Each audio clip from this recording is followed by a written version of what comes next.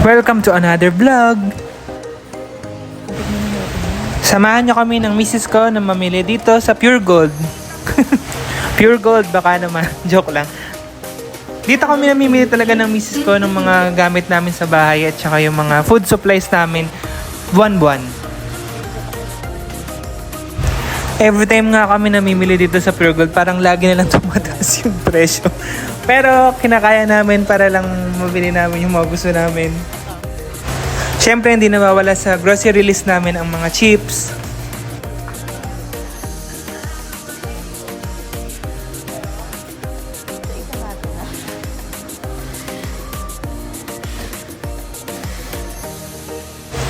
At unti-unti na nga napupuno ang cart namin dito sa Pure Gold. Sana mabayaran namin to. Sobrang dami na ata nito na bibili namin.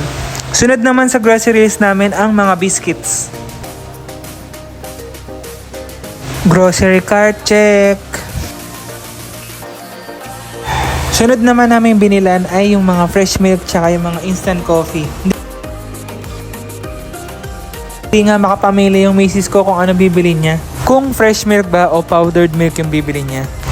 At binabudget na nga ng misis ko kung magkano na yung inabot ng grocery namin.